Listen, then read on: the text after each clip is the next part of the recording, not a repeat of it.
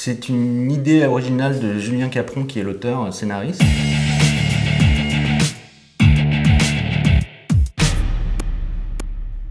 On voulait faire un projet 26 minutes fiction dramatique pour la télévision. Et on a eu des financements un peu de plein d'endroits, notamment la SACD, la DAMI, enfin bref, la SACEM même. Et on avait, enfin le producteur, mon producteur Eric Pellegrin avait suffisamment d'argent pour monter un pilote. Aucune chaîne n'en a voulu. On s'est retrouvé à La Rochelle en 2015, je crois, l'édition 2015. En fait, ça leur plaisait à tous, mais ça rentrait pas dans leur cadre. Ni au format, parce qu'ils avaient du 26 minutes humoristique, nous on était dramatique. Ils voulaient pas, enfin, toutes les chaînes nous ont dit c'est super, mais on sait pas où le foutre, en gros. Et mon producteur a l'idée de couper l'épisode en 4, de le mettre sur YouTube. Et là, on s'est fait repérer par la RTBF, puisqu'on a remporté des prix en festival. Et est née la nouvelle saison de Jezabel, qui est diffusée aujourd'hui.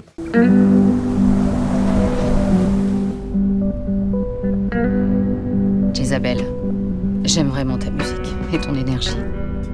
Donc ça, c'est notre studio d'enregistrement interne. Écris une dizaine de titres et c'est ici que tu commenceras ta carrière. Je veux produire un album, 12 titres. Je suis sûre que t'en es capable.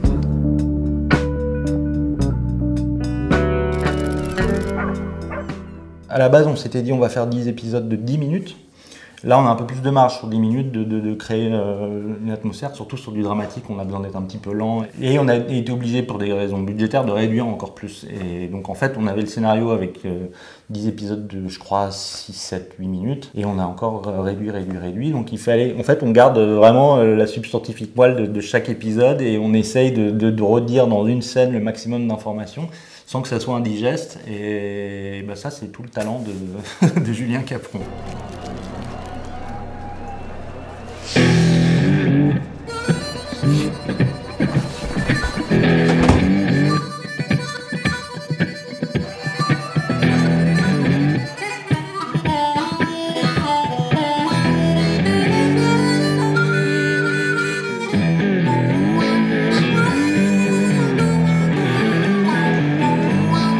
Julien Capron avait créé un personnage un peu plus torturé à l'intérieur et moins extériorisé. Moi, je voulais que ça se voit plus. Je voulais un personnage plus punk. En fait, je voulais quelqu'un de... Je voulais un personnage un peu plus punk. Voilà, c'est ça. Parce qu'on voulait faire une série rock'n'roll. On voulait que ça soit rock'n'roll. Justement, on avait la liberté. À la base, sur le pilote, on n'avait aucun diffuseur, donc aucune contrainte. Les diffuseurs web sont très friands qu'on soit un peu pushy, quoi, un peu, ils me disaient mettez un peu de sexe, quoi, voilà, alors que la télé c'est plutôt l'inverse, les Imolo parce que c'est la case 20h, il y a beaucoup de jeunes. Donc on voulait un personnage irrévérencieux, ça c'était à la base, mais on l'a un petit peu poussé effectivement. Par rapport au format 5 minutes, c'était... il fallait effectivement qu'on accroche très vite les internautes et qu'ils aient envie de voir le 2, le 3, le 4, le 5, le 6, les épisodes. Donc oui, il faut aussi qu'on finisse chaque épisode sur un truc un peu fort pour un cliffhanger comme d'habitude pour que... Et Jezabel et sa personnalité, elle aide vachement là-dedans, quoi. Nous ici, c'est les coraux. C'est la mine et le charbon.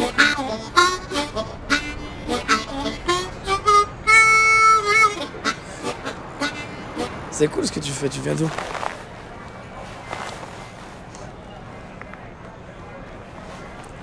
Je suis Jezabel, muette, pas sourde. Ah oui, t'es super chelou en fait. Je te paye un verre? Attends, tu me payes un verre? Le budget global était 300 000, un peu moins de 300 000. Je crois qu'il y a eu 150 de Studio 4, 50 de RTBF, et le reste c'est un peu de SACEM, un peu de CNC, un peu de travail de producteur.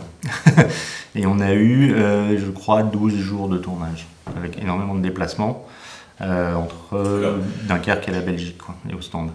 Moi, en tout cas, j'avais envie d'une qualité cinématographique. Je voulais une belle image. Je voulais que ce soit qualité, ce qu'on voit sur Netflix, sur Canal+. Hein, je voulais visuellement qu'on ait ce cachet-là. Donc, ça a amené un petit peu plus de lumière, mais pas tellement. Et on avait une équipe de, je crois, 25 personnes, 2 caméras, une grosse et une petite. On avait une FS7 Sony et un Alpha 7S qui était toujours monté sur un Ronin Et que, du coup, on pouvait sortir du camion et tourner vite.